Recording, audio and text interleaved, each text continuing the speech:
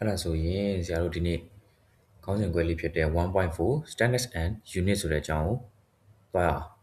ပထမဆုံးတွေ့ရတာက the units of length the units of length ဆိုတာဘာလဲဆိုရင်အရှည်ဒါမှမဟုတ်လို့ရှိရင်အလျားအဲ့ဒါတွေရဲ့ unit တွေအကြောင်း the standard of length is meter အရှည်တို့အလျားတို့ရဲ့စံနှုန်းသတ်မှတ်ချက် unit ကဘာလဲဆိုရင် meter တဲ့စံနှုန်းသတ်မှတ်ချက်ဆိုတာဘာကိုပြောတာလဲဆိုလို့ရှိရင်ကမ္ဘာတဝန်းလုံးမှာအကုန်လုံးကမ္ဘာတဝန်းလုံးကအသုံးပြုနေတဲ့ unit ပေါ့တနည်းအားဖြင့်ပြောလို့ရှိရင်အဆိုင် unit အရှည်တို့အလျားတို့ရဲ့အဆိုင် unit က meter တဲ့ in the CGS system မှာတော့ the unit of length is centimeter အလျားတို့အရှည်တို့ရဲ့ unit ကိုဘာသုံးလဲဆိုရင် centimeter သုံးတယ်ပြီးလို့ရှိရင်အောက်မှာတွေ့ရတာ1 cm equal to 1 by 100 meter equal to 10 power minus 2 meter 1 cm တဲ့1 by 100 meter နဲ့ညီမျှတယ်အဲ့ဒါကို1 by 100ကိုထပ်ပြီးတော့ပြောင်းထားတဲ့ပုံစံကဘာလဲဆိုရင်10 power minus 2 meter ပြီးတော့အောက်မှာတွေ့ရတာ in the FPS system the unit of length is feet အဲ့ဒါတွေသုံးတယ်ပေါ့ and 1 foot equal to 0.3048 meter အဲ့ဒါကတော့ဆရာတို့မြန်မာနိုင်ငံမှာအသုံးများတဲ့ system ပေါ့လေ FPS system ကတော့အရှည်တွေအလျားတိုင်းတဲ့အချိန်မှာဘယ်နှပေရှိတယ်ဘယ်နှလက်မရှိတယ်အဲ့ဒါမျိုးတွေပေါ့အဲ့ဒါက FPS system မှာအရှည်တို့အလျားတို့ရဲ့ unit က foot FT ပေါ့ပြီးတော့အောက်မှာတွေ့ရတာ1 foot မှာဘယ်လောက်လဲဆိုရင်0.3048 meter ပေါ့ unit ပြောင်းတာချိန်တာလေးတွေเนาะအဲ့ဒါလေးမှတ်ထားဖို့လိုမယ်အဲ့ဒါဆိုရင်ဆရာတို့နောက်တစ်ခုကဘာလဲဆိုရင် the units of mass တဲ့ the standard of mass is a cylinder of 1 kilogram mass made of platinum iridium alloy အဲ့ဒါကဘာကိုပြောတာလဲဆိုရင်တဲ့ ဓာတ်ထုရဲ့စံနှုန်းအတိုင်းအတာပေါ့ mass ဆိုတဲ့ဓာတ်ထုရဲ့စံနှုန်းအတိုင်းအတာဟာဆိုလို့ရှိရင်တဲ့ platinum နဲ့ iridium သတ္ထုနဲ့ဇက်နဲ့ပြုတ်လုပ်ထားတဲ့ဒီအောက်ကတွေ့ရတယ်လို့စလင်ဒါတုံးလေးပေါ့အဲ့ဒီစလင်ဒါတုံးလေးရဲ့အလေးချိန်အဲ့ဒီအလေးချိန်က1 kg ရှိတယ်လို့စံနှုန်းသတ်မှတ်ထားတာတကဘာလုံးက1 kg ဆိုတာဘယ်လောက်လဲဆိုတာစပြီးသတ်မှတ်လိုက်တဲ့အချိန်မှာဒီအောက်မှာတွေ့ရတယ်လို့အတုံးလေးစလင်ဒါတုံးလေး platinum နဲ့ iridium သတ္ထုနှစ်ခုကိုဆက်ပြီးပြုတ်ထားတဲ့စလင်ဒါအတုံးလေးကိုဒါလေးက1 kg လေးတယ်ဆိုပြီးတော့စပြီးသတ်မှတ်လိုက်တာ is served as a standard of mass for international use အဲ့ဒါကိုပဲတကဘာလုံးကနေပြီးတော့အလေးချိန် mass drag through တို့အလေးချိန်တို့ရဲ့စံနှုန်းသတ်မှတ်ချက်အနေနဲ့တကဘာလုံးကသတ်မှတ်လိုက်ကြတာဖြစ်ပါတယ်တဲ့ဒီစလင်ဒါပုံအတုံးလေးကပုံထဲမှာမြင်ရတဲ့အတိုင်းပဲဒီအချင်းတို့အမြင့်တို့အဲ့ဒါမျိုးတွေကတသမတ်တည်းရှိရမှာပေါ့ပြီးတော့နောက်တစ်ခုဆရာဘုသူဒ္ဓအနေနဲ့ပြောပြချင်တာကဘာလဲဆိုရင်ဒီ platinum နဲ့ iridium alloy ဆိုတာလေ platinum နဲ့ iridium alloy ဆိုတာလေတွေ့လိမ့်မယ်နော်အဲ့ဒါလေးကဘာကိုပြောချင်တာလဲဆိုရင် platinum ဆိုတဲ့ဟိုဟာရဲ့သတ္ထုရဲ့ iridium ဆိုရဲ့သတ္ထုရဲ့အဲ့နှစ်ခုကိုပေါင်းဆက်ထားတဲ့ alloy ပေါ့ alloy ဆိုတာသတ္ထုနှစ်ခုကိုဆက်ထားတာသတ္ထုနှစ်ခုကိုရောဆက်ထားတာပေါ့အဲ့ဒါမျိုးကို alloy လို့ခေါ်တယ်အဲ့လို platinum နဲ့ iridium သတ္ထုနှစ်ခုကိုရောဆက်ထားတဲ့အရာဘာလို့ platinum နဲ့ iridium alloy ကိုပဲသုံးကြတာလဲပေါ့တခြားတန်တို့ကြီးတို့အဲ့ဒါမျိုးတွေကိုစလင်ဒါပုံလေးလုပ်ပြီးတော့ဘာလို့မသုံးကြတာလဲလို့ပြောလို့ရှိရင်ဘာလို့လဲဆိုတော့ဆရာဘုသူဒ္ဓအနေနဲ့ပြောပြမယ်ဒီ platinum နဲ့ iridium သတ္ထုနှစ်ခုကိုဆက်ပြီးတော့ဒီအတုံးလေးကိုဘာလို့လုပ်ထားတာလဲဆိုတော့တခြားဟာတွေနဲ့လည်းလုပ်လို့မရဘူးမဟုတ်လုပ်လို့ရတယ်ဒါပေမဲ့ဒီ platinum နဲ့ iridium ကိုပဲဘာလို့လုပ်ထားတာလဲဆိုရင်ဒီနှစ်ခုကိုဆက်ပြီးသုံးလို့ရှိရင်ဆရာတို့ရာသီဥတုဒဏ်တွေຫນွေတို့မိုးတို့ဆောင်းတို့အဲ့လိုရာသီဥတုဒဏ်တွေဖြစ်လာတဲ့အခါမှာသူကဆွေးသွားတာတို့တန်ကြီးတက်တာတို့ပုံပဲ့သွားတာတို့အဲ့ဒါမျိုးတွေမရှိဘူးအဲ့ဒါမျိုးတွေမရှိတော့သူကဒီအတုံးလေးရဲ့အလေးချိန်ကလည်းပုံပဲ့သွားလို့အလေးချိန်လျော့သွားတာတို့တန်ကြီးတက်လို့အလေးချိန်များသွားတာတို့အဲ့လိုမျိုးတွေမရှိဘူးပေါ့ဒီအတုံးလေးရဲ့အလေးချိန်ကလည်းတသက်မတ်တက်ဖြစ်နေမှာအဲ့ဒါကြောင့်မလို့သူ့ကိုစံနှုန်းဆိုပြီးတော့သတ်မှတ်ထားတာဖြစ်တယ်ပေါ့တခြားသတ္ထုတွေနဲ့လည်းသုံးလို့မရဘူးမို့တခြားသတ္ထုတွေနဲ့သုံးလို့ရှိရင်ဆရာခုနပြောသလိုရာသီဥတုဒဏ်တွေကြောင့်တန်ကြီးတက်တာတွေပုံပဲ့တာတွေအဲ့လိုတိုက်စားသွားတာတွေအဲ့ဒါမျိုးတွေကြောင့်အလေးချိန်တိုးတာတွေလျော့တာတွေဖြစ်နိုင်တယ်ဒါပေမဲ့ဒီသတ္ထုနှစ်ခုဆက်ပြီးတော့သုံးလိုက်တဲ့အခါမှာအဲ့လိုမျိုးရာသီဥတုဒဏ်ကိုကြံ့ကြံ့ခံနေတဲ့ဒီသတ္ထုနှစ်ခုကိုဆက်ထားတဲ့အတွက်အဲ့ဒါကြောင့်ဒီ platinum နဲ့ iridium သတ္ထုအလွိုင်းကိုပဲဆရာတို့သုံးထားပြီးတော့ စံနှုန်းသတ်မှတ်ချက်အနေနဲ့တစ်ကမ္ဘာလုံးအသုံးပြုကြတာဖြစ်ပါတယ်အဲ့ဒါဆိုရင်နောက်တစ်ခုက the units of time the SIP units of time is the second အချိန်ရဲ့နိုင်ငံတကာသုံးအခြေခံ unit က second ဖြစ်ပါတယ်တဲ့ the second was originally defined as 1 by 16 into 16 to 24 of day second ကိုဆရာတို့ပထမမူလအစတုန်းကပေါ့တရက်တာအချိန်ရဲ့ဒီပြထားတဲ့ကဏ္ဍပုံရင်တပုံအဖြစ်အဓိပ္ပာယ်ဖွင့်ဆိုသတ်မှတ်ခဲ့ကြပါတယ်တဲ့လူတွေကပြီးတော့ဆက်ကြည့်အောင် one day being the time it states the earth rotate once ဒီနေရာမှာဘာကိုပြောထားလဲဆိုရင်တရက်ဆိုတာတဲ့ကဘာကြီးကမိမိဝင်ရိုးပေါ်မှာတပတ်လည်ဖို့အတွက်ကြာမြင့်တဲ့အချိန်ဖြစ်ပါတယ်တဲ့ကဘာကြီးကသူ့ဝင်ရိုးပေါ်မှာသူလဲပတ်နေတာတကယ်တမ်းတရက်ဆိုတာကအဲ့ဒီသူ့ဝင်ရိုးပေါ်မှာသူကဘာကြီးလဲပတ်နေတဲ့အချိန်မှာတပတ်ပြည့်အောင်လဲပတ်တဲ့အချိန်ကိုတရက်လို့သတ်မှတ်ကြတာဖြစ်ပါတယ်တဲ့စကြည့်အောင် but as rotation is not quite constant ဒါပေမဲ့ကဘာကြီးရဲ့လဲပတ်နှုန်းအမြဲတမ်းဆရာတို့သတ်မှတ်တဲ့ဖြစ်မနေပါဘူးတဲ့အဲ့ဒါကဘာကိုပြောချင်တာလဲဆိုလို့ရှိရင်ကဘာကြီးကလဲပတ်နေတယ်ပေါ့သူ့ဝင်ရိုးပေါ်မှာသူလဲပတ်နေတယ်အဲ့လိုကဘာကြီးသူ့ဝင်ရိုးပေါ်မှာသူလဲပတ်ပြီးတော့တပတ်ပြည့်အောင်လဲပတ်တပတ်ပြည့်အောင်ကြာတဲ့အချိန်ကိုဆရာတို့တရက်လို့သတ်မှတ်တယ်ဒါပေမဲ့ဆရာတို့ကဘာကြီးပေါ်မှာငလင်တွေလှုပ်တယ်ဒီရေတက်ကြတွေရှိတယ်ရေတက်တာတွေရှိတယ်ငလင်လှုပ်တာတွေရှိတယ်ပြီးချင်းအောက်မှာချော်မီးတောင်တွေပေါက်ကွဲတာတွေရှိတယ်ချော်ရည်ထွက်တာတွေရှိတယ်အဲ့ဒါတွေပြောအဲ့လိုအမျိုးမျိုးကိစ္စတွေကြောင့်ကဘာကြီးရဲ့လဲပတ်နှုန်းကကိန်းတွေတစ်ခုဖြစ်လဲပတ်မနေပါဘူးတဲ့တမတ်ထဲမရှိဘူးပေါ့ကဘာကြီးရဲ့လဲပတ်နှုန်းကအဲ့လိုမျိုးအနေနဲ့လဲတာနှေးသွားတာအဲ့လိုမျိုးတွေတဘာဝအနေရကြောင့်ဘေးရနေကြောင့်ဆရာခုနကပြောတဲ့ငလင်လောက်တာတို့ဒီရတက်တာတို့အဲ့လိုမျိုးတွေကြောင့်ကဘာကြီးရဲ့လေပန်တော့နှေးသွားတာတို့မြန်သွားတာတို့အဲ့လိုမျိုးတွေတစ်ခါတည်းရန်ဖြစ်တတ်တယ်အဲ့လိုဖြစ်လာတဲ့ရလက်ကဘာလဲဆိုရင်ဆရာတို့ကဘာကြီးရဲ့လေပန်တော့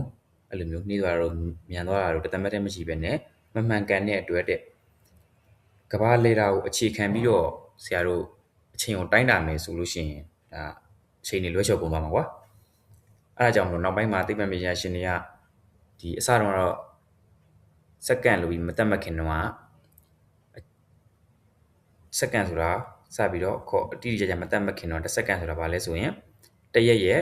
ခုနဆရာပြောထားတဲ့1 by 16 into 16 into 24ပုံရင်တပုံရှိတယ်လို့သူတို့သတ်မှတ်ခဲ့ကြတယ်နောက်ပိုင်းမှာတော့အဲ့လိုမျိုးသတ်မှတ်လို့မရတော့ဘူးကဘာကြီးကပုံမှန်လဲပတ်နေတာမဟုတ်ဘူးနှေးသွားတာတို့မြန်သွားတာတို့တဘာဝဘေးရနေကြောင်ဖြစ်တတ်တယ်အားကြောင့်အချိန်တွေလွှဲချော်ကုန်လိမ့်မယ်ဆိုပြီးတော့စက္ကန့်ဆိုတာတွေကို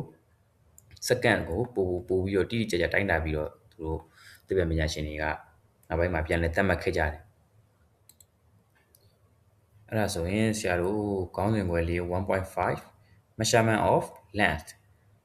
အဲ့ဒီအကြောင်းလေးကိုတွားကြည့်လိုက်အောင် to measure the length some standard objects have to be used ဆရာတို့အလျားကိုတိုင်းတာဖို့အတွက်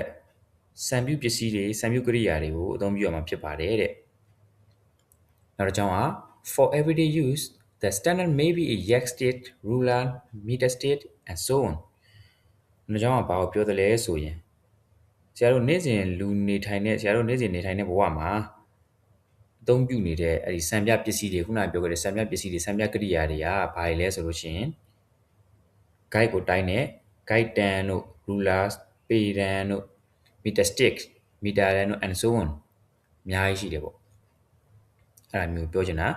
ဆရာတို့အောက်မှာပုံလေးတွေပြထားတယ်ပထမပုံလေးကဘာလဲဆိုတော့ measuring tape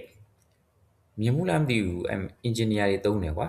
engineer တွေတို့လက်သမားဆရာတွေတို့ပြန်ဆရာတွေတို့သူတို့လုံးနဲ့ပေဘူးလို့ခေါ်တယ်လေအဲ့တော့တိုင်းတဲ့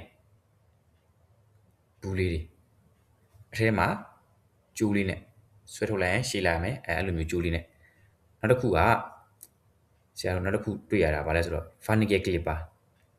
Wernicke clipper ဆိုတော့တချို့တော့မြင်မှုချင်းမှာမြင်လိမ့်မယ်တချို့ကတော့မြင်ဘူးလိမ့်မယ်အဲ့ဒါဗာလဲဆိုတော့ဆရာဒီမှာပုံမှန်ပြထားတဲ့အတိုင်းပဲသူရဲ့တိုင်းတာမှုကဘယ်လိုတိုင်းလဲဆိုရင်ဆရာပုံမှန်ပြထားသလိုပဲတိုင်းကျင်တဲ့အရာဝတ္ထုတစ်ခုကိုဆရာတို့ဒီသူရဲ့ clipper လေးနှစ်ခုချာမှာညှက်ပြီးတော့ဆရာတို့တိုင်းတာပေါ့နောက်တစ်ခုကနောက်ဆုံးတစ်ခုကပုံမှန်ပြထားတဲ့ဗာလဲဆိုရင်screw gauge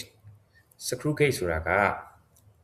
အဲ့လိုမျိုး screw gauge လည်းတချို့ကမြင်ဘူးလိမ့်မယ်တချို့ကမြင်ဘူးချင်မှမြင်ဘူးလိမ့်မယ်အဲ့ဒါကဘယ်လိုတိုင်းလဲဆိုရင်ဒီမှာပုံမှန်ပြထားသလိုပဲပုံမှန်အမှတန်ချောင်းလေးကိုတိုင်းပြနေတာပေါ့အဲ့လိုမျိုးတိုင်းရတာသူကဘာအတွက်သုံးတာများလဲဆိုလို့ရှိရင်သူကနောက်မှရေးထားတယ် micrometer သူကတေးသေးလေးတွေကိုတိုင်းတဲ့အချိန်မှာပို့ပြီးတော့တိတိကျကျတိုင်းလို့ရတယ် screw gauge ကအတိုင်းတာကိုပို့ပြီးတိတိကျကျပို့ပြီးတော့တိုင်းလို့ရတယ်ဘယ်လောက်ထိတိကျတာလဲဆိုလို့ရှိရင်မီလီမီတာရဲ့10ပုံတစ်ပုံလောက်ထိကိုတိတိကျကျသူကတိုင်းနိုင်တဲ့ကိရိယာဖြစ်တယ်ပေါ့အဲ့ဒါဆိုဆရာတို့ဆက်ကြည့်အောင် lengths are usually measured in meter centimeter millimeter လျားတွေကွာဝေးတွေကိုတိုင်းတဲ့အချိန်မှာဆရာတို့ရေဘူးရအဖြစ်ဘာတွေနဲ့တိုင်းလဲဆိုရင်မီတာတို့စင်တီမီတာတို့မီလီမီတာတို့နဲ့တိုင်းတာကြပါတယ် greater lengths are measured in kilometer ဒါပေမဲ့ဆရာတို့ပို့ပြီးတော့ရှည်လျားတဲ့ပုံမူရှည်လျားတဲ့အကွာအဝေးတွေဟိုတိုင်းတာတဲ့အချိန်မှာတော့ဆရာတို့ကီလိုမီတာကိုပဲသုံးကြပါတယ်တဲ့အဲ့ဒါကဘာလို့ဆိုလိုတာလဲဆိုရင်ပုံမှန်တာမန်ရှည်လျားတဲ့အလျားတို့အရှည်ကိုတိုင်းတဲ့အချိန်မှာဘာလို့သုံးလဲဆိုရင်မီတာတို့စင်တီမီတာတို့မီလီမီတာတို့အဲ့လိုမျိုးသုံးကြတာပေါ့ဒါပေမဲ့ဆရာတို့အောက်မှာပြထားသလိုပဲလမ်းကြီးတွေတို့မြစ်တွေတို့နိုင်ငံအကျယ်ဝန်းတွေတို့အဲ့လိုမျိုးရန်ကြီးမားတဲ့ရန်ရှည်လျားတဲ့အရာတွေကိုတိုင်းတဲ့အချိန်မှာကြတော့ဘာကိုသုံးလဲဆိုရင်ဆရာတို့ကီလိုမီတာကိုသုံးတယ်တဲ့လမ်းတွေမှာဆိုင်းဘုတ်တွေတွေ့ဘူးမှာပေါ့အောက်မှာပြထားသလိုပဲဘယ်လောက်ကီလိုမီတာဝေးတယ်ဘယ်လောက်ကီလိုမီတာဝေးတယ်အဲ့လိုမျိုးပဲရှည်လျားတဲ့လမ်းကြီးတွေတို့မြစ်တွေတို့ဆရာပြောတဲ့နိုင်ငံ area အကျယ်ဝန်းတွေတို့အဲ့လိုမျိုးတိုင်းတဲ့အချိန်မှာတော့ဆရာတို့ကီလိုမီတာနဲ့ပဲတိုင်းရတယ်ပေါ့အဲ့ဒါဆိုရင်အောက်မှာတွေ့ရတဲ့ဇယားလေးကိုဆရာတို့ဆက်ပြီးတော့ကြည့်လိုက်အောင်အောက်မှာတွေ့ရတဲ့ဇယားလေးမှာဆရာတို့၃ကွက်ရှိတယ်ပေါ့ပထမကဘာလဲဆိုရင် length to be measure ဆိုတဲ့ဥစ္စာလေးအဲ့ဒါကဆရာတို့တိုင်းတာမဲ့အလျားရဲ့ပမာဏပေါ့နောက်တစ်ခုက suitable instrument တင့်လျော်သောတိုင်းတာရေးကိရိယာဘယ်ကိရိယာနဲ့တိုင်းရမယ်ဆိုတာကိုဆုံးဖြတ်ထားတယ်တင့်လျော်သောတိုင်းတာရေးကိရိယာကြီးပါမယ်ပြီးလို့ရှိရင်နောက်တစ်ခွက်က accuracy of measurement အဲ့ဒီဆရာတို့သုံးလိုက်တဲ့ကိရိယာရဲ့တိကျမှုပေါ့ဘယ်လောက်ထိအသေးဆုံးတိကျဆုံးတိုင်းတာနိုင်လဲဆိုတဲ့ပမာဏကိုဖော်ပြတဲ့ accuracy of instrument ဆိုတာတွေ့ရမယ်ပထမဆုံးတွေ့ရတာ several meters တဲ့မီတာနည်းနည်းလေးကနေအနည်းငယ်မှအများအပြားပေါ့မီတာအနည်းငယ်မှအများအပြားအဲ့ဒါကိုဘာတိုင်းမလဲဆိုလို့ရှိရင်တာမန်အရှည်ပေါ့ကွာပြောရမယ်ဆိုရင်တော့အဲ့ဒါကိုဘာကိုတိုင်းမလဲဆိုတော့ measuring tape ဆရာခုနလက်သမားဆရာကြီးသုံးတဲ့ပေဘူးလိုဟာလေးပေါ့အဲ့ဒါလေးကိုသုံးတယ်ပေါ့အဲ့ဒါလေးသူ့ရဲ့အနည်းဆုံးတိုင်းနိုင်တဲ့ပမာဏပေါ့အနည်းဆုံးတိကျတိုင်းနိုင်တဲ့ပမာဏဘယ်လောက်လဲဆိုရင်1 mm ထိတိုင်းနိုင်တယ်တဲ့နောက်တစ်ခုအောက်မှာတွေ့ရတာ several meter တဲ့ centimeter to 1 meter အဲ့ဒါကိုလည်းဆရာတို့ဘာကိုသုံးသလဲဘယ်လိုအရာကိုသုံးပြီးတိုင်းလာလဲဆိုလို့ရှိရင် meter rule or half meter rule ဆိုတာမီတာတန်ပေါ့မီတာတန်တွေကိုသုံးပြီးတော့တိုင်းနေတယ်သူ့ရဲ့အတိအကျဆုံးတိုင်းနိုင်တဲ့ပမာဏကလည်းခုနပေဘူးနဲ့တူတူပဲ1 mm ထိအတိအကျတိုင်းနိုင်တယ်ပေါ့နောက်တစ်ခုကဆရာတို့ဘာကိုတိုင်းမလဲဆိုရင် between 1 cm and 10 cm အလျား1 cm နဲ့10 cm ထိရှိတဲ့ပစ္စည်းတွေပေါ့အဲ့ဒါတွေကိုဘာနဲ့တိုင်းနိုင်လဲဆိုလို့ရှိရင်ဆရာတို့ Wernicke clipper နဲ့တိုင်းတယ် Wernicke clipper နဲ့တိုင်းတယ်ဘာလို့ Wernicke clipper နဲ့တိုင်းလဲဆိုရင်သူ့ရဲ့ Wernicke clipper က 0.1 mm အထိ